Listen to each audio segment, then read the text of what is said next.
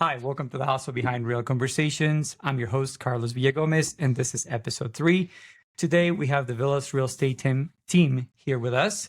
So we got Amber Matlock, Kimberly Villagomez, and Koja Granados, and myself.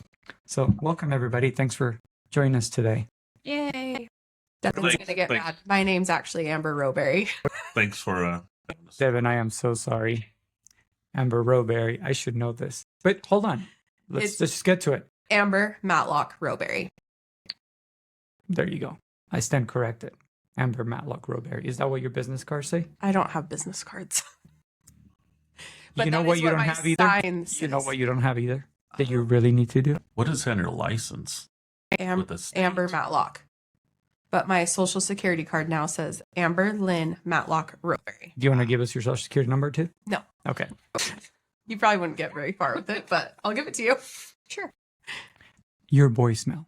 Do you have a voicemail? Oh, I don't have a voicemail set up yet. So that's probably something that you might want to. we I talked tried to about. set mine up 4 times and it just will not set. I do need to do that. I just haven't. It's But important. I don't miss my It calls. is important as a realtor. Yeah. Yeah, Probably. I think you should rather than a generic. Hey, this is 406. It's just me being OCD about it. Maybe I should just have my kids in the back.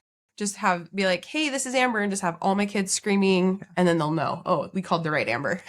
It's the busy mom. Yeah. Okay. Well, I've introduced you all. Let's talk about a little bit about who wants to start. How did you all landed in real estate? Who wants to begin? I'll start. Okay. Okay, so I was a bartender, server for 13, 14 years, and I had one of the title companies kind of swoop me in, and I became an escrow officer. And during that time, I got pregnant with Bonnie and worked there for the duration of my pregnancy. Then I had her, couldn't decide if I was going to go back to work or not. After she was born, was like, yeah, I don't want to put her in daycare. I'll be the stay-at-home mom person. And then one night, I was like, I think it was like 4 a.m. I was like, you know what I'm going to do? I'm going to get my real estate license. Didn't talk to Devin about it, just signed up for some classes online and started when she was 3 months old. And I did it was online Monday through Friday. It was like 6 to 9 or 5 to 9, just online Zoom. And then, did that and reached out to you, actually. Because you guys were some of my clients at the title company. And then I was like, man, Carlos and Kim really have what I want. You guys, you have a family, you're married, you have rentals, you guys kill it in real estate. I was like, I wonder if he'll be my mentor. And I reached out to you and we had some talks and meetings, and I was there. I don't think you don't, were. You don't remember. Were you? You came in through the door and Carlos was like, he was going to interview somebody for the team. And this was before I even started. I remember you came through the door and you sat in the first little room there and you guys were having that and then I left. Oh. I remember you came in. Yeah. Yeah.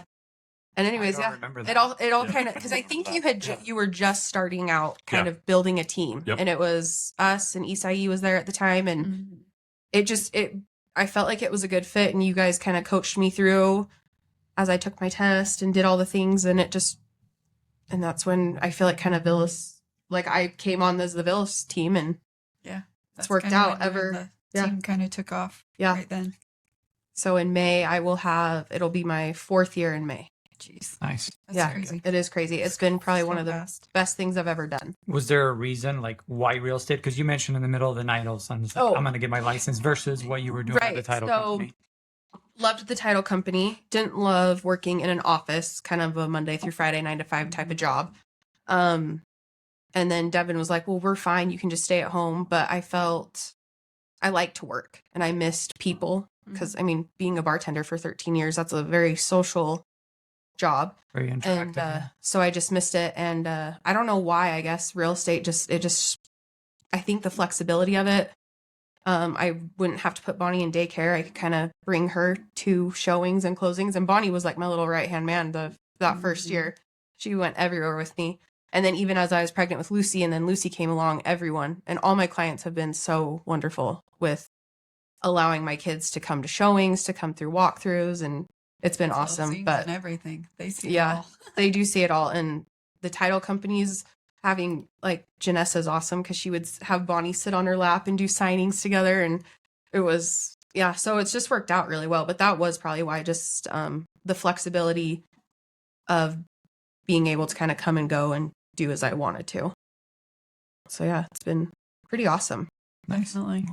We'd love to have you on the team for sure. So who wants to go next? Oh, you're looking at me. So No, well, project's right next to me. So I'll go next. okay.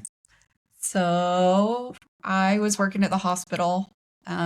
Everyone says, get a degree to better yourself. And I always knew that I wanted to make money, have a career, and do that. So I was working, got my degree, working at the hospital, and COVID came, and I was just burnt out. I just got up every day and was like, I hate my job.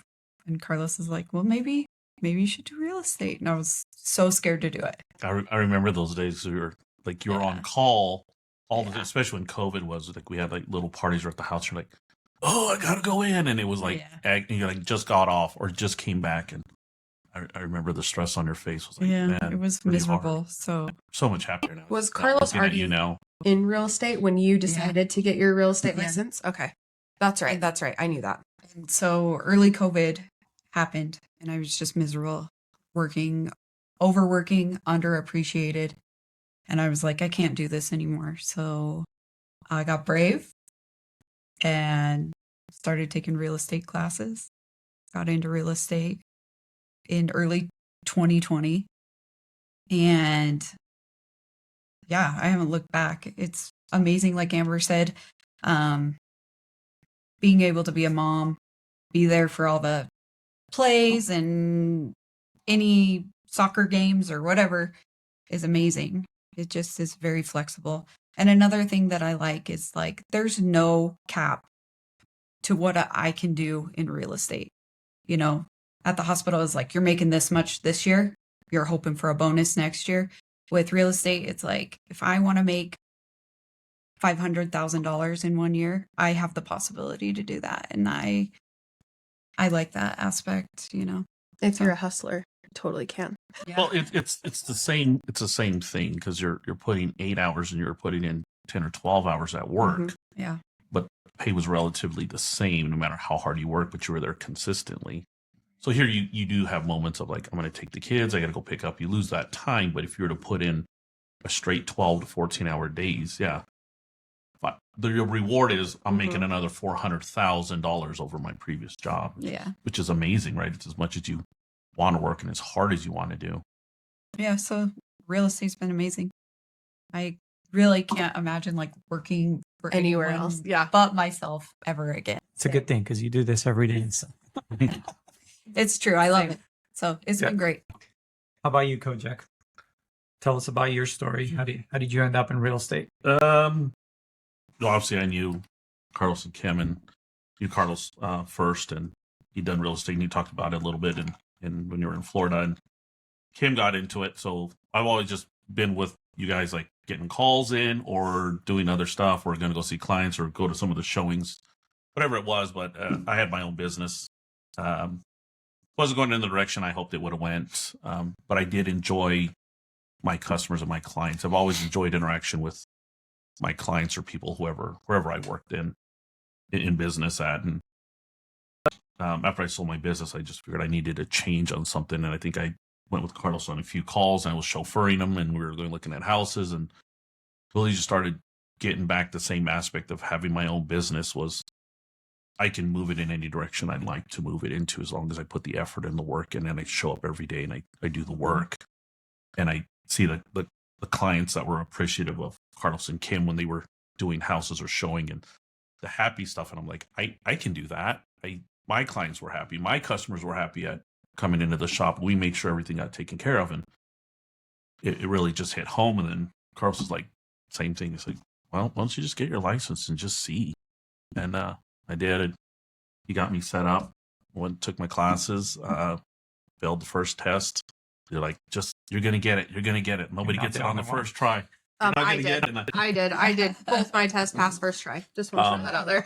You just want to rub it in? I knew a few other people that took it 9 and 10 times and they just gave up and just wouldn't do it. And then the second time I got it, and from there on out, it was like the wings came in. Carlos and Kim were like, coddled me, showed me the way, and which they helped a lot. I just knew a lot of stuff myself on how to get through things and figure it out, but they were there always to answer any questions I needed and documents and forms. And once I got my first transaction, and the people were just happy and excited, and I tried to make it as smooth as possible and take on all the stress for them and give them no stress, that I still had my first clients, and they're like, good people. Oh, thanks for sharing. Yeah, they're like my mom and dad that I don't really have. They took me, they're older. That's a good people. relationship Yeah, to build they're great. over business, right? So I realized that selling real estate, it's like I offer the friendship, and you can take it or leave it. It's not a big deal. But the ones that do take it, I really cherish it. It's really important to me. It's a relationship. It is. It is. It's more houses sell themselves 100%. I'm not going to convince someone to buy a certain house.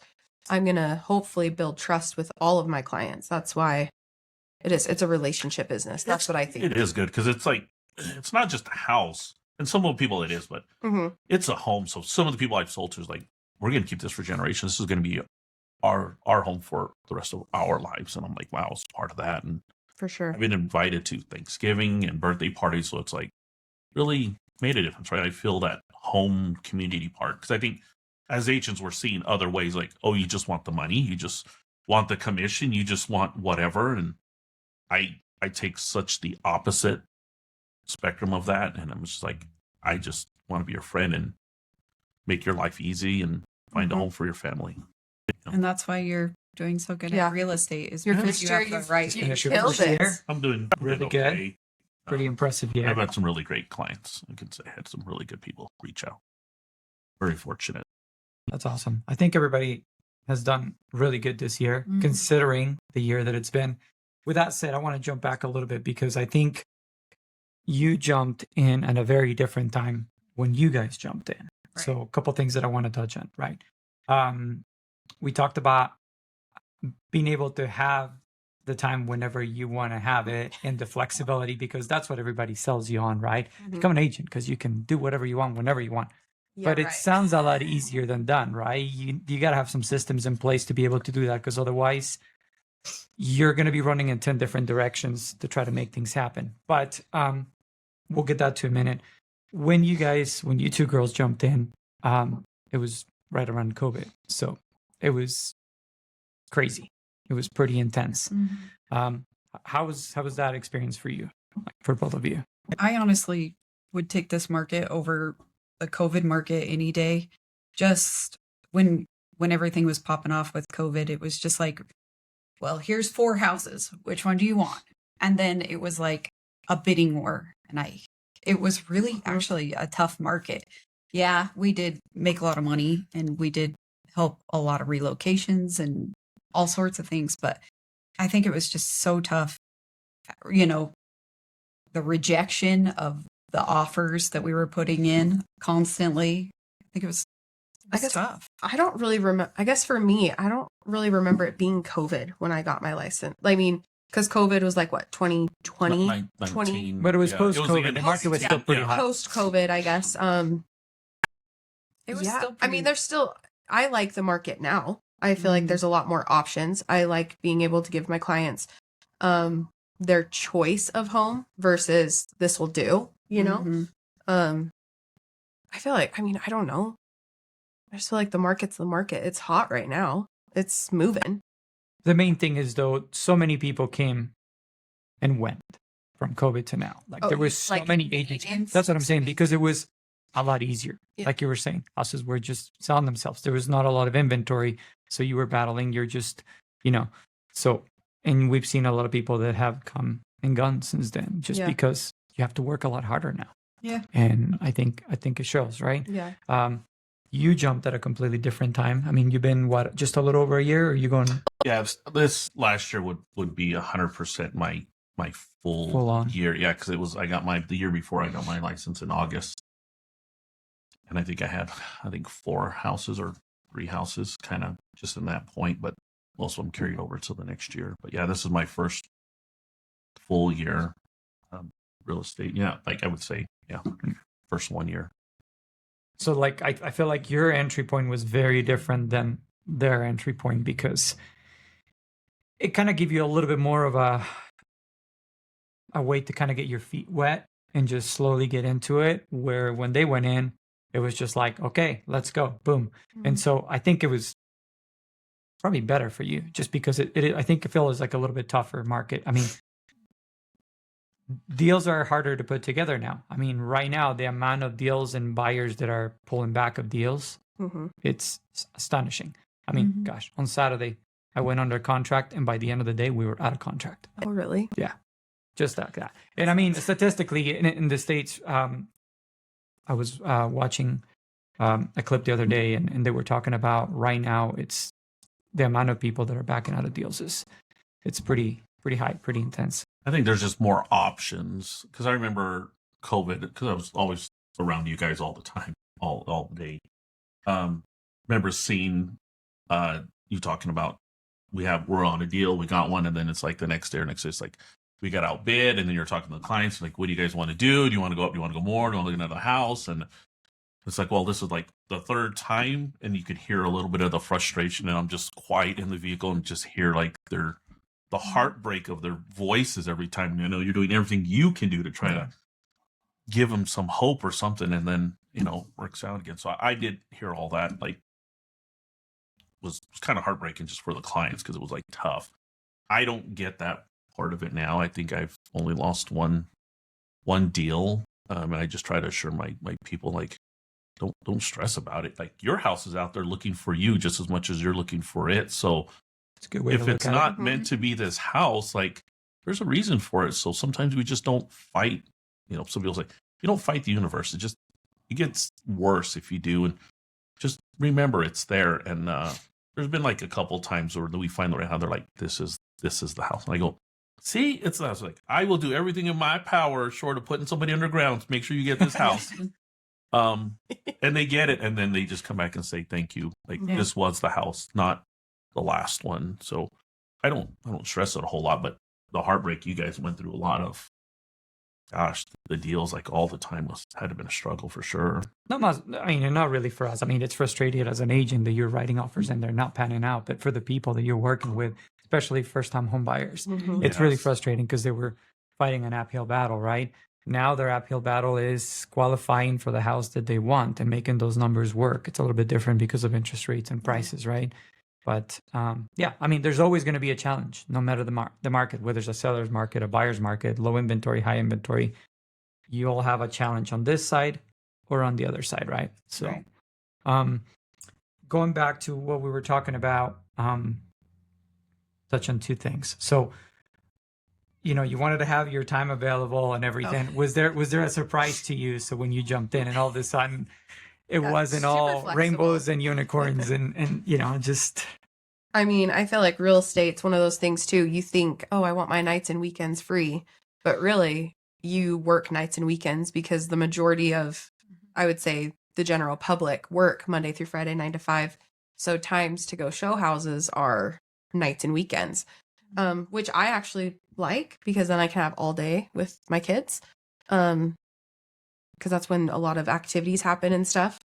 But there's so much that really goes on, I think, behind the scenes. Like, you're looking at, the MLS. I check the MLS like it's social media. Like, I'm constantly looking at what's gone pending, what's being sold, what's new on the market. And then just you're on your phone kind of 24/7. Just if the phone rings, you pick it up. Like, I have no boundaries. If you want to go see a house at 3 a.m., let's go. If it's vacant, I'll take you. You're crazy. Right. You're insane. You're right. You get some freedoms. Like, yesterday was my birthday, so I was there at the inspection on my birthday for 3 hours out of my day, which is fine because I'll have another birthday next year, God willing. I get another one. But it was my clients just like they were appreciative and bought me a cake, which was great. But it also is the same thing. It's like you said, it's not just nights and weekends, but Christmas Eve. I showed 2 houses on Christmas Eve.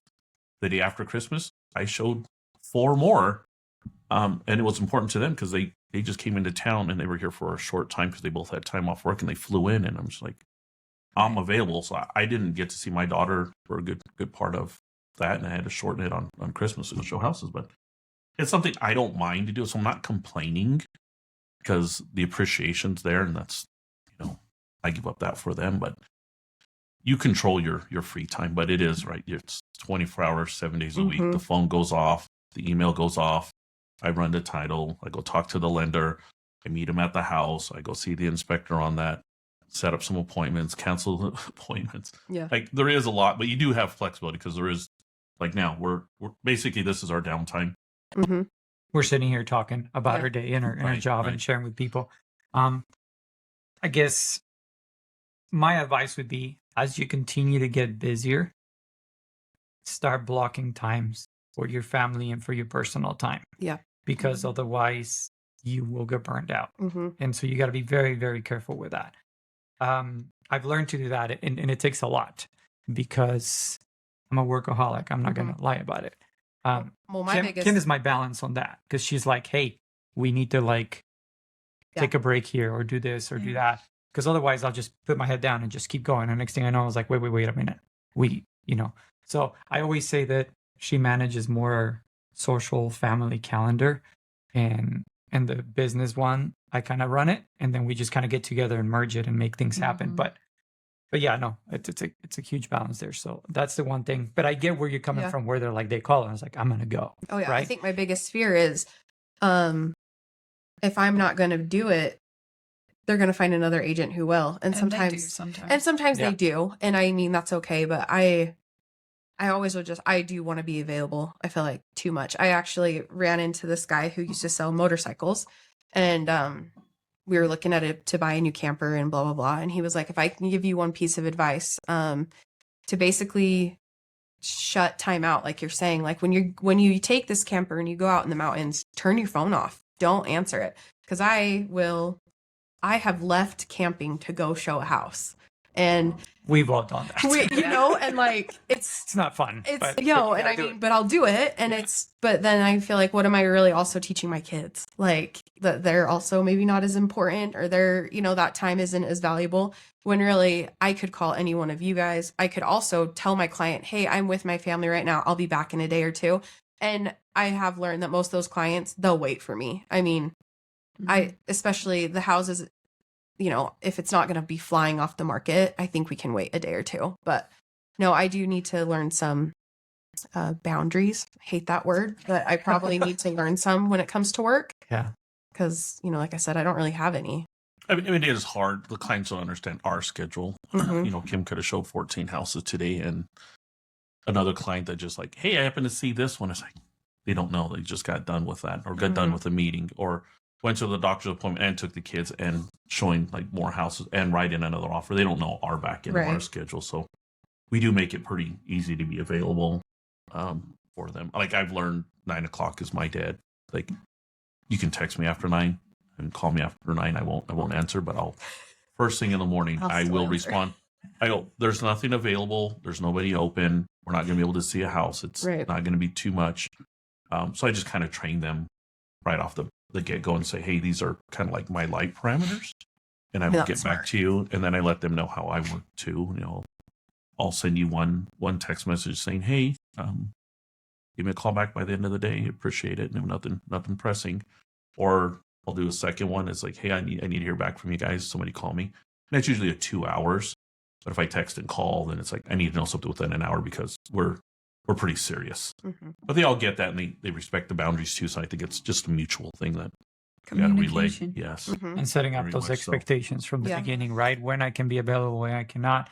And just like you, I used to answer phone calls until probably 11 o'clock. Oh, yeah. And then I started dialing down. So now it's like normally by 9 o'clock, I try to because normally that's when we put the kids to bed. Yeah. And so that's like leave the phone and just go, I mean, we're not going to go see houses at 9 o'clock. Yeah. I mean, but I do tell my clients, I'm like, you can text me anytime. I don't care how late it is. I'm not going to respond, but then you're not going to forget what you were going to ask me. So if you wake up in the middle of the night stressed about something, feel free to text me. Yeah. My phone's going to be off or, not next to me. I'm not going to hear it. We'll but get as soon to as it. I see it in the morning, guess what? You're going to be my priority, and we're going Right. to be right there to answer your questions. So, yeah, it's always tricky to manage that, because then again, we only get paid on performance, Yeah. right? If we don't perform, we don't get paid. And which brings me to something.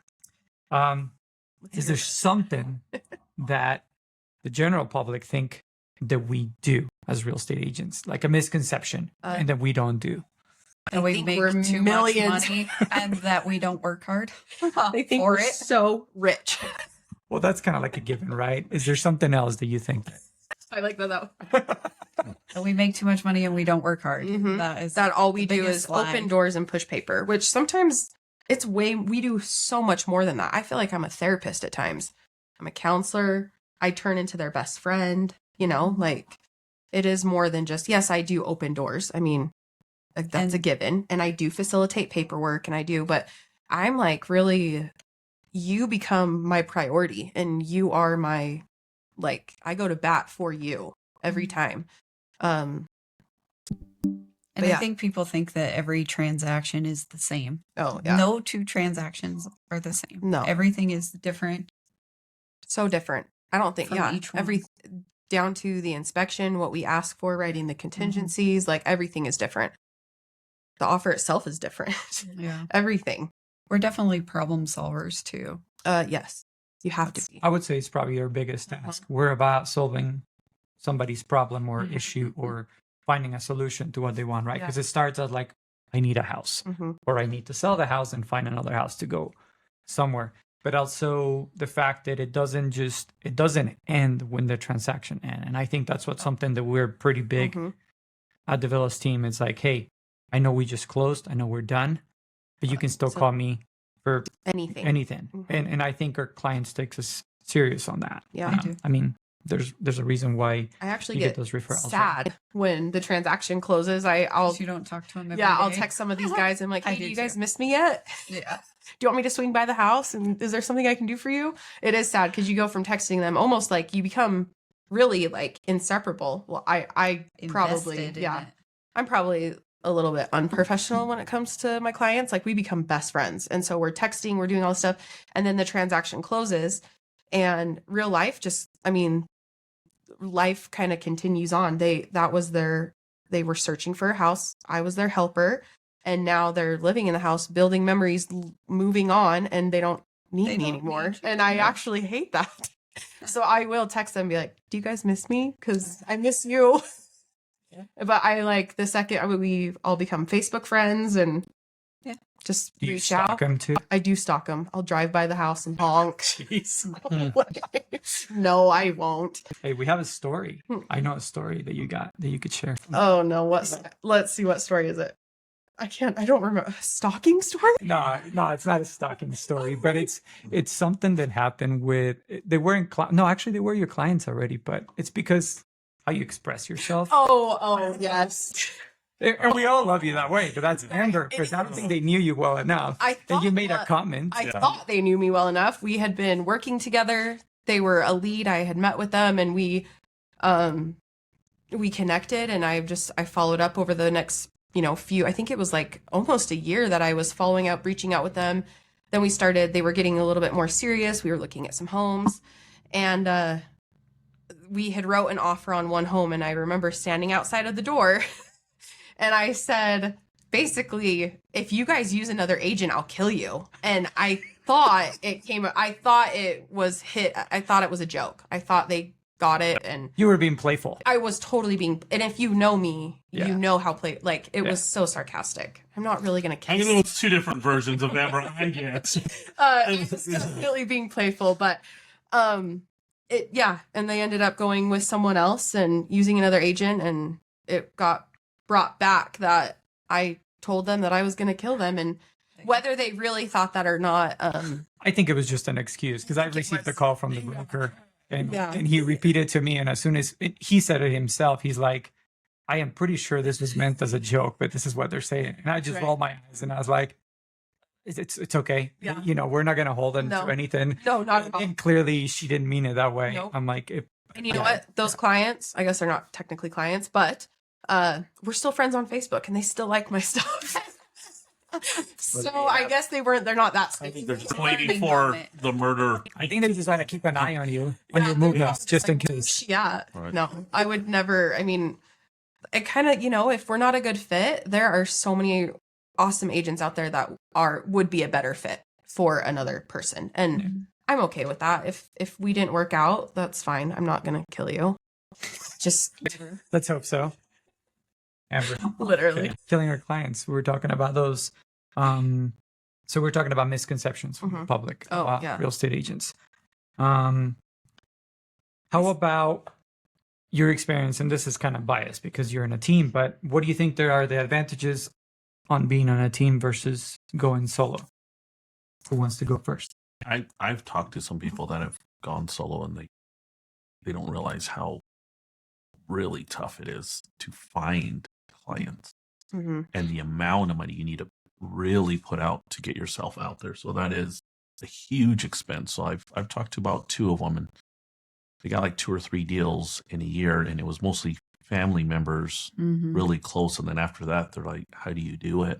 And I said, "I fortunately got on a team that was already established that is helping me get those clients." I go, otherwise, I really do see the struggle, because just working off my sphere alone and the people that I know immediately to me, they already either have houses not ready to move or will keep me in mind. But the transactions I've had have been mostly off of team help than on my own. And I'm sure it'll come in time. But for that meantime, you need to eat and you need to pay your bills, which is really, really a struggle. But yeah, they get a full-time job and they're doing it part-time, which is really tough as well, because most of my clients want to see it before 5 o'clock in the afternoon, because they're either moving into town or retired, or the wife wants to go see it and the husband, like, I don't care, whatever she wants, we'll get it. So half of mine, it's like I would lose out on those deals as well, because I've actually tried to reach out to some agents before, and it's like, we need to see the house. Now, are you guys okay with the inspection? Like, where's the paperwork? And not realizing that they're at a full-time job and they can't answer their phone. So I'm not getting my answers, and I got to respond to title or the lender after 5:30 or 6. So I can see the struggle on it. So I would say with the team, I wouldn't know what it's like to not have one, but I can assume it's hard. It's really hard. Yeah, I feel like if you're going to go all in, then you need to get under somebody that really knows what they're doing, that is going to be able to give you some leads. Because if you're only doing friends and family every 3 months or whatnot, you're not getting the repetition that you need to be successful in this business, I think, because Well, I think, and it also depends on what team you decide to go with. I think there's so many different styles of teams. I think one of the reasons, like I said earlier, why you appealed to me is because you do more than just real estate. Like you help Devin and I, so much just with like finances, and like you guys just, you really do, you have what we want. And so you guys, we look up to you guys so much. And then, yeah, obviously the leads help. Because yeah, everyone knows a realtor. So even if I tried to rely on friends and family, everybody knows a realtor. And who's to say that I'm going to be the one they choose? So You make a good point, because I've heard it around, and I say who, but even some of your closest friends won't that use, will they won't use you. will not use you, or you Mhm. find out later, like what you just what- sold yeah. your house, like Mhm. you know, Nothing we've been hurts friends for. worse. And I've not experienced that, but I've seen still upset to this day. No, I've seen the look. A few. I've seen the look, and Carlos too. I've seen both you guys, and it's like, how does that even happen? But it does, does. and it And I hurts. think sometimes people too kind of forget, even if you do it. Like, I think I kind of share on social media all the time, like, don't forget me, I'm a real estate agent. Don't forget me, don't forget me. And sometimes it's you post at the right time, the right person sees it, and that it's sometimes almost luck, I guess, that they see you. But I mean, they still have to like what you have to add. I'm not gonna. Value. I'm gonna.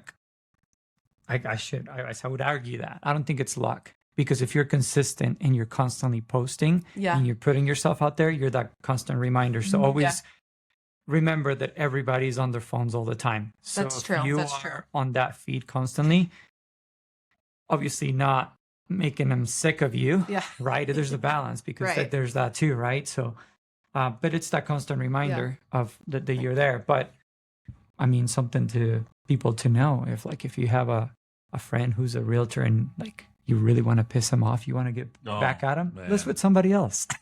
That's it. That's the best way to No, describe because it would hurt my. I actually have. I've seen the look. And I have a friend who I've listed 2 of her homes, and her own brother is an agent, and she actually lists with me instead. And I don't think it has anything to do with him. He's also on a team, and he wouldn't actually get the full listing. But so there's reasons why. But I know when she first chose to list with me, it caused a little bit of a I'm disruption within the family. I do know family is a little harder because I did deal with another agent and she was selling her brother's house. And I'm like, hey, there's some issues with the house. We want to address those. And he's like, she just mentioned like my brother's pretty solid on that. And you could just, her voice changed. Like, so it seems like she challenged him once before and her voice definitely took, and her whole attitude was a different demeanor of like, I'm going to listen to my older brother. So it's like, I'm pretty sure he's going to say no, but I'll, she was like afraid and asked, and she comes, he's like, yeah, he just said no. Yeah. Right. And it was like, you talk to another agent. It's like, well, it's a possibility. Let's maybe get a quote on that. Let's see where we're at, or let's figure out let's work around something. There was no compromise. She was just kind of in fear. It was like instant. No. So I would assume family is tougher than, friends. You want to do good for your friends, but. Well, I think as far as it's easier for me to say because I'm the lead on the team, right? But I think, mentorship, guidance, the fact that if you have an issue, you can pick up the phone. Yeah. And You are so available call all me. the time. or Unless call you're out Kim. skiing. Yeah. I still answer the phone. Or when you're I in stop in the middle of the He's slope and I'm like, hello, the reception. He's like, I am like this. Hello. Hello. Yeah, Mexico every other week, but it's fine. I wish. That's my Okay. goal. Let me tell you what, I they have get a good question. reception in Mexico. Question for you, Carlos. Let's hear Um, it. What do you think about being on your own versus being a team lead? Do you enjoy having, like, you have been both? Do you like being a team lead? I like being a team. Do you like having us? It's more. No, I hate you guys. I mean, Well, not all of us. I've been here when the other private conversations and the same. okay, whatever. No, I really enjoy it. I love to see the growth. Honestly, it's really nice. And like you mentioned, it's not just about being an agent. I've sat down with you and Devin, and we've talked about Mhm. finances, how to talk about debt, and how to Mhm. cover certain things and make changes. I've done the same thing with Kojak. Yeah. You guys are And so- our friends. Yeah, Yeah. with friends. And It so- is, yeah. In real life. It's really passing on the things that For that I've reals. learned from other people that I think they're way smarter than me, that I feel like I need to pass on to people that I'm working with, right? And so the good things, and kind of learning from the mistakes that I made, try to keep you from making those mistakes. Totally. Just like with your kids, really, Yeah. at the end of the day, right? Your mom Um, and dad. Right. But yeah, no, I really enjoy it. I Yeah. mean, I'm not just saying that. Otherwise, what would I do it? Because honestly, if I didn't enjoy it, I will just be doing something else. Yeah. And so it's a lot of fun. It's a And lot you're good at it. to see Carlos. the. You are a great team lead. Matter of fact, Thank what did you you, do guys. before real estate when you got here? Like we What did. Yeah, we on didn't you. ask, Like we I didn't know. ask you. I mean, I know what you I did. know what you did, but maybe the You were like a really good friend to me that went motorcycle riding all the time. Even I drug you out of your business and like, let's go. I can't, and with you to go do some stuff at work. What did you do? What did I do? Well, I did real estate in Florida, but when I moved here, I had a furniture store.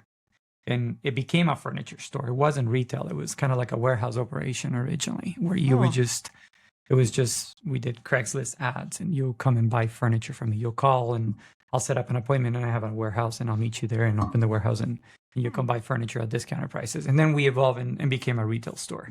But after doing that for a while, it was good business. It was good money. I just missed real estate. And I knew that I missed flipping houses because while I had the furniture store, somehow I convinced Kojak there was a good idea that we should flip a house. I remember My the first one, Idaho yeah. flip. Yeah. And it was while working full time at the furniture store. And it was a small furniture store. So it was 3 employees, me and 2 other guys. So I was there a lot. I feel like it was a big furniture store. He was there all the time. I mean, no, it was not. I mean, Catlos. yeah, I mean, it's Yeah. 14,000 square feet, but that's Oh, really yeah, not big that's- when you compare it to like the other big guys, ones, right? they're all- And so- I've bought furniture from you without even knowing I bought furniture from you. I run into that a lot.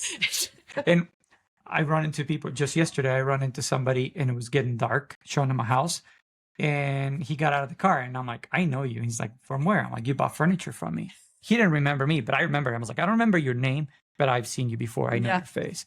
So, anyways, where were we? So, Yeah, furniture store. Yeah. a furniture store. So we did a flip together and he had a full-time job at the time, at the Oh, same yeah. time. And we were working all day. We closed around 6, 7 and 6, 7. Great. Yeah. And then we would go to work until like 11 o'clock at night Yeah, it was about and just 3 to like 4 go do all the hours. labor on the, and that was an adventure because, you know, it's just a lot. And then we'll end up at Buffalo Wild Wings having some beers and wings fried and get home at pickles and beer. midnight. Yeah. But it, you know, you're like, oh yeah, this is fun. Then you're doing it for 2 weeks and you're like, Yeah, I it burns can't out do quick. this. Like you want to get it done faster. Yeah. And even some of the people we needed to go in to do some of the work, we couldn't keep track of them because by the time we got off work, they were already gone and done. And it's like, it did take a long time to yeah, get that it was- process through. let's just say we didn't make a whole lot of money on No, that. yeah, But that's how it was is. experience and friendship. It was like I think it's me and Carlos really like became really good friends, and then riding the motorcycles obviously was really good too. But yeah, I think that's when our bond I think became better. Like he's a good person. Just really means What you well for think so? everybody. He's okay. He's all right. I mean, he does yell at me sometimes, and I take it personally. I have to. I mean, But we're good No, friends. I don't- He doesn't mean. do I yell a I lot? don't think He does, you've yeah. ever yelled at He me. yells at me. You've yelled at Kim. I think I take it more to heart because really good friends. Yeah. No, I don't think Carlos has ever yelled at me. Yelled? No, I'll Maybe probably just be direct. and stern, just but even then, I don't think. Yeah, that's my yelling. I don't think I so. need to be talked. just call you out. I need to be. That's I need to perfect. be talked softer. I'm a little butterfly, so you got. But like, you know what the good thing is? Soften the blow. You guys call me out on my shit all the time too, which I like it. Maybe. It's good. Kim does. No, so do I you do. and so do him. Oh, Kim, all the time. Yeah. She's not afraid. Kim calls us all I out, love though, it. man. Yeah, Kim probably calls everybody out. I think would say Kim's so. probably the one that's more like, if I've been yelled at, Kim. I am an Aries. I am fiery. No, At- I when- bet you're at direct. points. It's straight to the point. I am direct. And I like that. I mean, and that's, sometimes Carlos is not as stern As- as he should be with you two. So then I have to step in and be like, hey, this is what Carlos really means. And then I just say it. yeah, but you guys are so opposite though too. It's like me and Devin. You and Devin are a lot more alike. Me and Carlos. There Because you you go. and Devin are kind of mean. I don't think I'm I mean. don't I'm think- just direct. You're not. I- mean. Sometimes people just don't want to hear the truth. I would actually. Carlos just throws the truth. I'm more out a little diplomatic. diff- yeah. I'm more diplomatic. Kim is more blunt and straight to the You guys are point. wasting Let's put it that time. way. Let's get to the Let's point. get to it. This is Yeah. it. Fix it. Correct it. Let's move forward. I've And actually that's what it never thought comes you to. were mean. Yeah. So, I appreciate it. I don't 'cause think sometimes Kim's it just- yelled at me. Well, sometimes Really, it just at like all. it is like let's just get to the point and move on. Right. Right? Like This if it's- needs to be addressed. Let's address it and move on, be better. Mhm. okay, Let's do it. so with that said, you bring that to the table. You're more direct, straight to the point. Just keep things flowing. What do you think you bring to the table to this? Oh, the fun energy, The vibes. the vibes. Hello. Definitely. Man, I don't know. I would. That's a hard question. I really don't know what I bring. Put you on the I can spot. tell you what you bring. You do bring the vibes. I'll give you that. I think I do. But you also, both you and Kojak very much connect with your clients. Yeah. You're above and beyond. You both would go above and beyond for each one of your clients. And you guys actually build the friendships with your clients. Yeah. You, both of you are easy to talk to. Look at that. Your style is very similar that way. I It's would a agree chill because vibe. you're Yeah. I when wouldn't- you meet somebody, Yeah, you it is guys very- bring him in pretty easily, Uh-huh. and yeah, you have that style. You're very personable, both Yeah, of very you. And I personable. see that. Yeah, sometimes I I think say both I'm of not professional. It's not that I'm not professional. I just keep it very relaxed. It's like just your style, and it some is my people style. may not like it, and some Right. people really appreciate it. And so I the think- people that appreciate it work with Yeah. you, right? I So- love when I get out of the car to meet someone who I just talked to on the phone, you know, like a Zillow lead or something. And I get out of the car and we get to talking and they're like, I'm so happy that you showed up in your yoga pants and sweater. I'm like, me You're too, chill. man. Me too. And it works. Like, that's just not, I'm never going to show up in heels and a blazer. And you could literally talk to anybody. I love people. But I think that's bartending for so long. Service has helped. industry. But that is so good because, as used as a cliche, this word is you're being genuine. Right? Yeah. You're being you. And this is something that I learned from my broker, Zach, who was just on the podcast last week. And he was just be you because he's extremely smart. Mhm. And I'm not saying that because he was just here. He really is. He's like such a bright person. And then you'll see him go to a listing appointment and he was super casual, Mhm. like extremely casual. But then he'll talk and then all the knowledge that he'll just put out, people will be like, yeah, I don't care. I'm going to do business with you. Mhm. And it's at the end of the day, it's just like people are working with you because of what you bring to the table, not clearly you have to present yourself Right. well, but at the same time, you're not going to fake it and go ahead and put a suit Mhm. and high heels if that is not you, Yeah, no. right? Not when I run around with 3 toddlers. The Definitely not. realization, like I build trust with my people, and none of you guys are saying. I just come to realize I have access to 4 alarm systems on 4 houses that have sold that they've not changed, and they gave me actually my private codes to that. I have door lock access to 3 houses, and then I regularly go watch their houses too, because I have clients that's slowly moving back and forth, and they're like, "Hey, we left you food in there. Go get whatever you Mhm. want." Well, For, I mean, for that's anything, and it's like, wow, like, You're trustworthy. you're trustworthy. Yeah. well, it just becomes relationships. Like some don't do that, which is fine. Like, here's the keys, and the other one's like, hey, keep a key. We might need you to come watch house if you don't mind. And I said, yeah, not a big deal. Like, oh, I told you guys, like let's be friends. Yeah. That's my favorite thing. But I throw it out. I don't get hurt if they don't. It's Right. it's their home. But I think one of my favorite parts of real estate is just the relationships I've made Mhm. over the course. Like I said, this is my 3rd year. I love it. I've met some of the best people. You do. You met Agree. some incredible people. Yeah. And just, I feel like sometimes we do Zillow leads, and I always am like, man, Zillow just knows how to connect me with the right ones. I've always gotten That's the so universe. Yeah. lucky. But Yeah. at the same time, I don't know. I mean, you could connect. That means that you're meeting all these people, yet you're connecting with all of them. So that gives you credit. I mean, the people are good too, but that Yeah. means not everybody can go out there and just meet random strangers and just connect, make a connection, and Yeah. gain their trust. So you have to put yourself out there. First of all, have the right energy, Mhm. but then show knowledge and expertise. Because as social as it is, they're not going to go with you just because they Just 'cause think they- you're cute and bubbly Right. and that. They're, you're going to bring that to the table and you're going to show your expertise, Yeah. and that makes a difference. Right. You just had some clients that you closed with that Yeah. they were They were- adamant about going on their own On their initially when they met Yeah. you, right? So Yeah, we met and they were very honest. They were like, we don't need an agent for this. So I really did just open the door for them. And as we walked to the house, and I just kind of talked about the process and why I felt like it was, and not like forcing them, but explaining what value I would Mhm. add to the, transaction.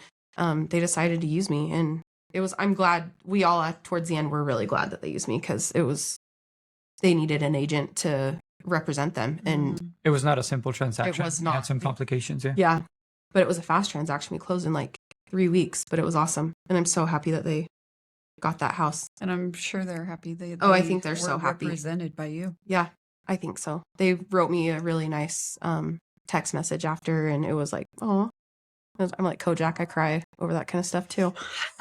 it's just nice. It's the reward at the It end. is. Because I've talked to other people, and it's like the agents are the bad guys, right? Mhm. We only want the money, we only want the deal, whatever Yeah. it is, and it's like that. I want the little bit. Like, I hope I I want- helped yeah. a little bit. But I guess here's the question too, right? We all talk about the positive. I guess how about the breakups, right?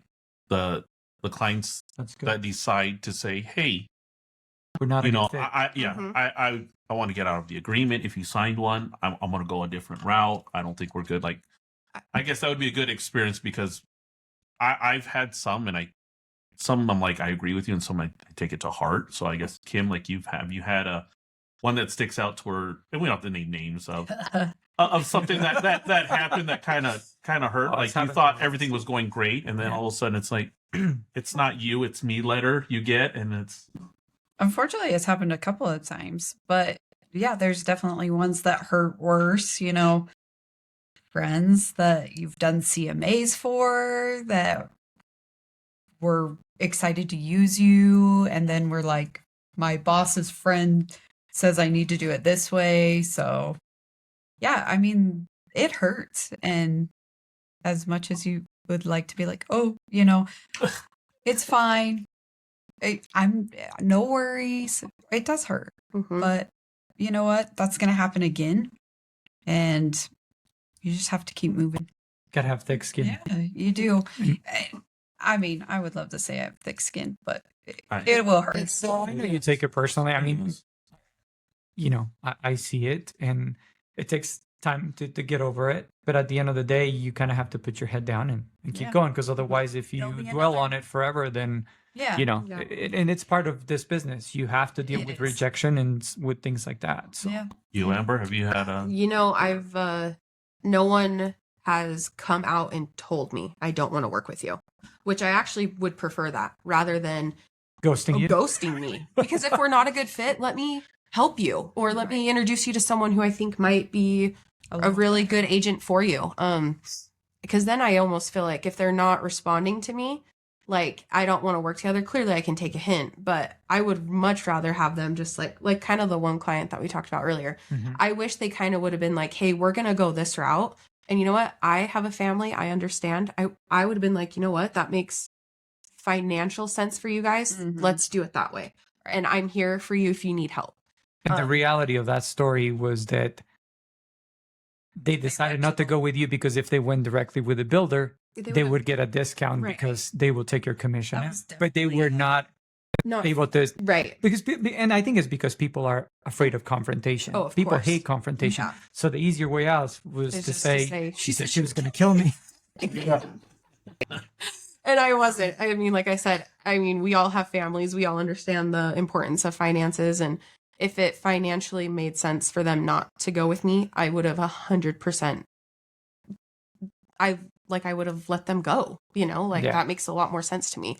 But no, I guess not to my knowledge that have I had someone be like, man, we're not a good fit. I don't want to work together. But, Mhm. but I did take that one pretty personally because I was like, man, It's hard not to. Yeah. I mean, and I'm sensitive and I'm like, wait, you don't Me like too. me? Why?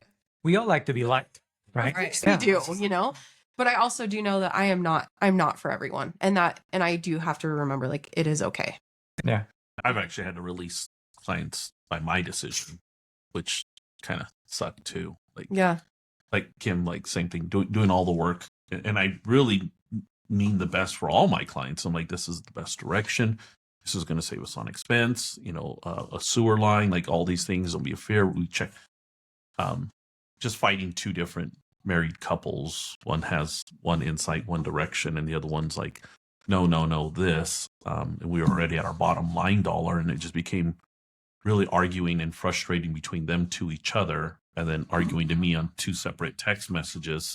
Mm. It's where I'm like, I don't think this is really going to work out. I don't think, one, they were ready to buy a house yet.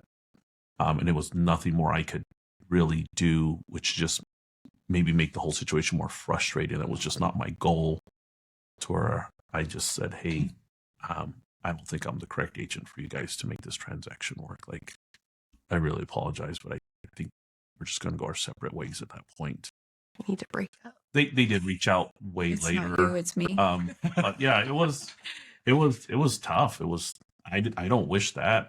And Mhm. that was really hard to do. Because I really just want to do my best for them.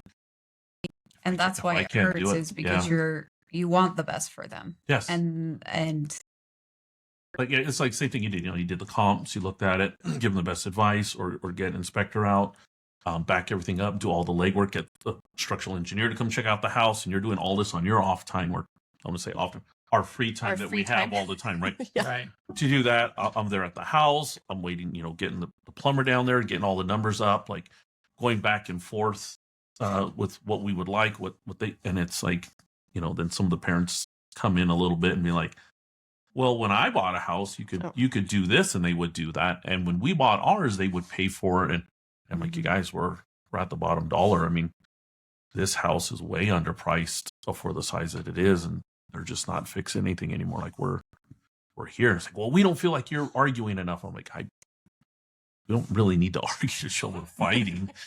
Like I'm not gonna go fist fight this guy for us. And I can't twist her arm. right, like Maybe we should. some things just are logical, and it's like, if something costs $1, yeah, and you only have 50 cents, you just can't stretch that other 50. It's just not there. So yeah, I had to break up on them, and it was tough. They were young kids, so it was first time home buying. I felt really bad, and they did get used a couple times before this transaction on another deal process. So I felt really bad for them. I just didn't want me to be another one of those. I'm like, I wish you guys luck. So you almost were turning into their therapist. Sounds like they maybe didn't need to buy a house together. Yeah, it was, like I said, there was some dynamics where she was all fairy tales and rainbows, and he wanted everything paid for. I wanted them to pay for a $10,000 sewer. I don't care. I want the roof ripped up and re-put back down to make sure, because it was a metal roof. We all do that. Yeah. So there was standard shingles. They put a metal roof. He's like, how do I know that roof underneath's not bad? And I said, well, that's why we get the inspector. And they go, no, I want him to take that off. And he goes, I got dogs. I want them to redo the whole fence. And I'm like, oh my gosh. I go, this house is at, it's $98 per square foot. And this was like a 3,000 something square foot with an add-on mezzanine on the top with a sink and bathroom above the garage, and a garage, and the backyard was the school, so the kids could just run out literally to the elementary yard and go play. I mean, it needed work. It was just period correct. Mm-hmm. Yeah. But it just became, well, my brother does HVAC, and this is all wrong, so I want this done correctly. My uncle's an electrician, so I want this rewired. And she's like, well, we can do this. And he's like, I want it paid for, and I'm not moving in the house. And I'm like, you guys, like, and here's what people don't realize, some of us, I guess, do. I was buying them a refrigerator for the house. The other agent was going to buy them washer and dryers for the house to make this deal work. Right. To keep it together. Like, there was other things we were willing to do, and it wasn't like, I want to say to keep the deal together, but for him, maybe on his end. For me, it was like, you guys are struggling, you're good, like, it's all the money you guys are putting into the house, and I appreciate that first time home buyer. But I'm like, if that's you're only really concerned, like, I will buy you a refrigerator. And all that was set up, and then it just became, I want the sewer completely done, which it scoped out. It was pretty good. It was from a 1 being the worst to a 5 being brand new. It was at a 4. What are they? But it's one of those stories where, like you say, you're reaching out, you're giving your hand out, and they reach for your elbow. That's a saying that we have. Yeah. So I just decided, like, that was it. Felt bad for him. Like, I don't have any ill. Yeah, but you have limitations in the things that you can and can't do, right? That there's limitations to that point. Into have you can do. You had yourself? Oh yeah, I've had to fire clients, and I had clients fire me. Yeah. And I don't think neither situation is fun, honestly. Yeah. Same thing, like when you let go of a client, is just because you get to a point where you can't see eye to eye to certain things, or you can't convey the message, or they're being unreasonable. And so it gets to a point where you're like, I'm spending a lot of time with these clients as much as I want to help them, but they're being unreasonable about certain things. I have other clients too, and they're taking a lot of the time that I can be serving the other people too. So you have to make those choices. And I have other clients. I think we had one last year that we spent in crazy amount of time. We wrote how many offers? So many offers, and they just wouldn't go through it because she just keep going too low on the price. And she was like, well, why can't you give me a better deal? I'm like, expectations were unrealistic. Yeah. And so the minute that I had that conversation with her to like in-line her expectations, she didn't like it. And maybe my approach might have been a little bit too straightforward. I don't know. I can be blunt sometimes, but this was after we probably wrote 4 or 5 offers in 5 different houses. And I'm like, there's a reason you're not getting the houses. I'm like, here's the proof, right? We're going through the steps. And she was like, well, I think I'm going to move to a different city. So she went up north. And then while she was up north, I think she asked me for a referral for somebody over there. So I connected her with somebody. She didn't like that person. And then she said that she wanted to terminate the relationship. And we said, okay, no worries. I think we'll probably see the common denominator in that one. Yeah. But it happens. But it's part of the business. You can't not everybody can like you, and sometimes you're gonna say something that it's not gonna that it's gonna hurt somebody's feelings. I mean, you got to be very diplomatic about it, which I think I am. But it got to a point where we're like 5 offers into 5 different houses, and none of them are getting accepted. And it's not that we were getting beat out by other people. We were making the offer, they were not accepting, they were countering, and we could never come to terms to any of the houses. Yeah. So at that point, you have to just kind of let it go and move on. So I got one too. So it's like all the free time that we have, right? So it's like we don't do a whole lot and do stuff. So I'm gonna ask you, Kim, the longest client you've worked with from start to finish that you've done on, I don't want to say your free time, but it's all the free time we have. So give me your longest client that you've committed to work years. with. Give me a number. What are you talking? Years. One client. I mean, one we're working with right now. we're coming on 2 years. Yeah, 2 years, and Text. I mean, email. fingers crossed. Phone Email calls. showing, Showing houses. Yeah, Yeah. keeping. 2 years. But that's part of our job too, because a lot of the leads that we get from wherever we get them are not ready right now. So you have to hold their hand, answer their phone calls, Stay in So- touch, yeah. because otherwise they'll call So- somebody else, right? so that you can finish out the lead. Video tour a house. Mhm. Show the properties and stuff. You, Pamela? 3 years. 3 years. One of my very, very first leads. They came here. They were visiting the area, not for sure if they were going to move here. And every few months, I just reach out, say, "Hey, how's it going?" And she moved here. They're renting for a few months, and then we're going to go buy a house. So it was, yeah, we're still just in contact. You just can't. Still working on it. Still working Yeah. on it. Yeah, you kind of become like, again, you become friends and you just nurture that relationship. Mhm. I don't want to be in their face annoying, but also I don't want them to forget about me. And hopefully I've made a lasting impression where they're like, wow, this girl really still 3 checks years. in on us, Yeah. like make sure. But I know she's going to buy eventually. So she's here. She ended up moving here, but they weren't quite ready to. Just not the right time. Mhm. Yeah, I think one that actually closed was probably 2 years. It was last year. 2 years. Just I was going, and it was a Blackfoot lead, and so I was driving to Blackfoot with these brand new babies. I was For people that don't know, from where you live, how far is that? 30 minutes about every time. One way. One way, yeah. And so I would go show them a house. It wasn't the right one, and we did this for years. Anytime that they had family that lived in Blackfoot, so sometimes I feel like they just were curious about a house. Yeah. And I would drive down, but it worked out. It panned out. 2 years later, we actually went through and closed on a house. Because of that persistency and Mhm. consistency, and Yeah. you're just, But staying on sometimes top it's of it. hard. Like you kind of wonder, like if I've actually never sat down and like calculated like how many hours I put with that one client. Oh, yeah. Because sometimes I'd wonder, like, everyone's like, "Oh, I bet you make so much money," and I'm like, "Do you know how many times I drove to Blackfoot?" Yeah, it's like- and it calls sometimes 2 like years. the fuel, the tires, the oil The changes, time, the just- time, the lunches you got to get, Yeah. the kids, Like somebody's got to watch the And kids then- pick up. Yeah. And then the house we even put in an offer for, I think it was only like $210,000. It wasn't even that big, it wasn't that Yes, huge. right. of so a when you house. figured So out your hourly rate it by was then, probably like Yeah, but nothing. you know what's going to happen? They're going to tell their friends Yeah. about you, and they're so, yeah.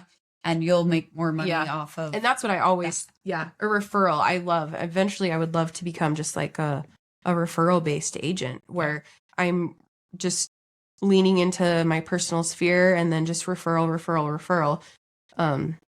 Yeah, which is getting better it is. as the years go by, As- right? yeah, You keep building mhm. your sphere, even though it comes from leads, but then those Yeah. turns into clients, and they Mhm. refer you to A lot of friends and my family. And a lot of my ones I'm working on right now aren't even from leads. They have been people I bartended for, and then some, sphere, yeah. like personal sphere, which is a cool feeling to know that I helped someone buy and sell a house and then they referred me to their mom and dad. That's a huge compliment to me Mhm. because mom and dads have been around and they probably know realtors. Like they don't Right. need to use me, but going out and showing them, and of course, like probably, showing them my value, they've enjoyed me. So we're going to write an offer and put their house on the market in a week or so. So that's a huge compliment. And I you, like I it. mean, you've been in business in Florida too, and here. So what's been your longest? Probably about person 2 you- to 3 years, 2.5 years, working with somebody. Yeah, Mhm. about the same. So And I've just you not just been have to there have yet. that but yeah, but I mean, you're 1 year in the business, Yeah, right? I'm not I mean, yet, yeah. But we're about into an hour 8, so I want to wrap this up so that way we keep it not super long. Want to touch on 2 things. Do you have a pet peeve, like working, something that drives you crazy when you're working, whether it's with agents, transaction coordinators, inspectors, title companies, whatever it is? You don't have to say names, but I'm Oh. curious. And then after that, what can you leave us with, either to what, whoever's listening, other agents, about doing real estate and what your goals are. So 3 things, I guess. Try to be as brief as possible. Who wants to go first? I'll go first. You go first, okay? And I think I talked to you about this just the other day. TCs, transaction coordinators, are probably my biggest thing in my frustration with, because they help other agents that are either super busy or just don't want to deal with the transactions to help close the deals. My biggest frustrations is the agents never give the transaction coordinator all the documents I send to the agent. So I send my offers and all the paperwork, and then the TC's like, "Can you send me?" And I'm like, "I send it to your agent."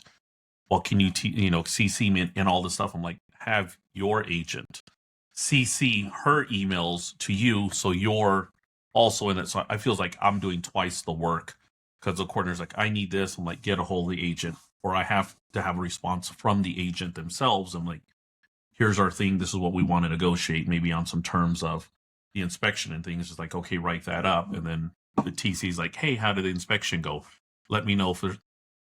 I'm doing twice the response on that, which You're is talking like to 2 people. killing my time. And Mhm. it's like, I didn't hire you. Like, you get a hold of your boss to help you out with that. And I just forward everything to the agent on it. That's probably one of my biggest frustrations. I get why they have them, but on my end, I'm just like, look, I'm not here to. The lack of Finish your communication triumph, there. I get that part, because It is frustrating for me.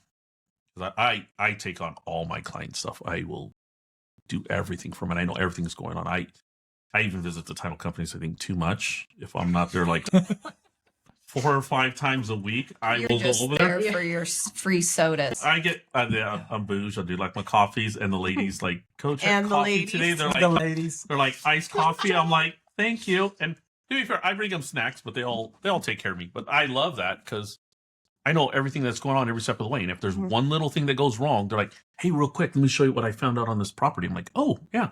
Right. So it is a report that I build, but I like to make sure everything's there for my clients. But when the TC gets involved, I've maybe only had one good interaction with one, but all the rest of them were, when's the inspection? And I said, "Well, I already let the agent know, because they got to let the sellers know. So why don't you reach out to your agent?" How the inspection? Oh, I let the agent know. So the 'cause lack of communication between the TC and the agent that actually hire them. She I should will have say to come to you for most it. of She that should be is there. all the problem. Yeah. Okay. Most of it's all the problem. I just text the agent nonstop. I don't text the TC. Well, that's what Oh, that's you CC the TC on Like, everything. I'll CC them, but Both I'm of them. texting the agent. that's what I've been doing lately. Because even if I CC, it's still like Yeah. doesn't even come across. I'm like, she has all the docs. Mhm. I told her. Just put them both on the email. Yeah, It's it's just- just CC everybody all the time, and then you'll avoid that, and then. But I get it. I mean, it's frustrating when you initially send everything to the agent, and then she reaches out to you and she's like, "I don't have that." It's like, well, if you go back to email 1, which she wasn't in that email, I get it, but that Should have agent just should have sent it to forwarded her. Right. And then from then on, you can start CCing on everything. But yeah, when you send all your offers, documents, pre-qualification, all this stuff, yeah, I get that part. It makes Well, sense. it's everything. So the agent will reach out. It's like, "When are you going to do inspection?" So then I'd let her know, right? And then the TC's like, "Hey, are you setting up for inspection?" I'm like, maybe get a hold of the agent. Like, get a hold of your boss. Like, Yeah. you should be asking her the questions first, and then let us know like what the result is. Yeah. So it's frustrating, but that's my small frustration, I guess I have. Anybody else? Mine's response time. Like the lack of etiquette. Sense of urgency. Yes. Yeah. That will drive me crazy. Clarify If I though, send clients or agents? agents, Okay. it drives me crazy if I send a text out and it's a day later I get a Yeah. response. I'm like, come on, man. That would be definitely my pet peeve. I wonder what I'm curious about what I annoy other agents. Like, I want to ask other agents. If you're listening, feel free to comment and let us Yeah. know what Let me annoys know you about why. You're it. not answering your phone. Um, I'll second that. yeah, sometimes. Second that. Yes, sometimes I don't. I respond so much better to a text. I do. No. No. I No. do. No. Yes. Remember Oh, my no. irritation of response time? Look, yes. Yeah, the common denominator. Yes, Amber. As much as you think you respond, it's We're ganging up on you. It really I isn't. do respond pretty well, but okay, I don't really know at the moment. Sometimes I actually get frustrated with clients when we have gotten great deal on a house and the house is clean, it's awesome, and they still are kind of like a little nitpicky because I also don't want them to think that I'm working for the seller. But in my experience, I'm kind of like, this is a clean house. We got a great deal. They're covering closing costs. And yet you kind of want to come in and nickel and dime like some Yeah. dumb stuff. And obviously at the end of the day, I can only advise them so much. It's up to them. The decision is theirs, yeah. So sometimes I do get a little frustrated where I'm like, I promise I'm not trying to like just get this deal done. I felt that same thing. But I am trying to tell you, like, I've done enough deals to where I don't think that that's going to fly. So we might as well either just accept how it is or, whatever. But for the most part, I don't know. I guess that's about it. Man, I'm kind of upset that you guys don't think.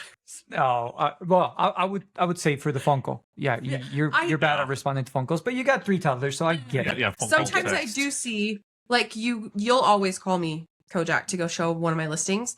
And on my listing, on the private remarks, it says text. Yeah. Well, no. There's been other stuff, but also I'm gonna agree with that one too. But I have texted you too, and I call, and this was a short notice. I was in the neighborhood. right. They were ready to leave, and I'm like, Where are you? I left. No, They were That's gone. my you fault. brought a good one. So normally on our showing instructions, whenever it says contact agent, I say text me. Text me. Don't call me. And the Mhm. reason is it's in writing. Documentation. And I do like document. Yeah. There is no confusion. Mhm. And so that's why. And then they called me and I'm like, it says text. And so sometimes they call me and I'm like, yeah, would you do me a favor and text me the time you want to go? Yeah. And they're like, but I already called you. And I'm like, yeah, but I asked you to text me, not to call me. And the reason is it's documented. It's there. So if you told me that it was 4 and all of a sudden you shows up at 4:30, well, there it is, right? We have that in writing. But Yeah, sometimes I would prefer to only text other agents. yeah. But at Also, the same like- time, I got another pet peeve. So when you're dealing with an agent and you need to discuss something important Mhm. and they just want to text, I'm like, listen, we can hash this out a lot faster in a 2.5 minute conversation Totally. than in half the day Yeah. texting back and forth. Totally. So it's like, Agreed. pick up the phone, Yeah. call, let's talk. Yeah. And I know that could be with newer agents. It's Mhm. like, no, text only. And I'm like, Yeah. Yeah, the I RE10 might. inspection comes through. I never text. I'm like, hey, here's what we found. Here's what we're going to ask. And is that even something in Yeah. the realm of Yeah. we can get to? And then if it's like hash out, like you said, 2 minutes. I learned that from Carlos because he would Yeah. do that. It's like, so, I mean, it's I'll true. write it up, and then they write it up, and then it's like easier agreements. Like, what about the toilet? It's like, hey, we have the roof. Well, the roof. then you're not missing the Let's 3 just get it days and the done, 3 yeah. days back and forth, Yeah. right? Let's just, yeah. Okay. Well, we've been here for a little bit. Anything that you individually want to leave us with as far as advice, anything for other agents, I don't newer agents that are getting into the business? I don't feel like I'm. I Whipped think enough. the best thing What do you is mean you're to- not equipped enough? You've been in the business long enough. You closed a ton of deals. What's a ton of deals? Like, I think in the 3 years I've done this, I have closed over 60 transactions. That's really good. I feel like I'm proud of that.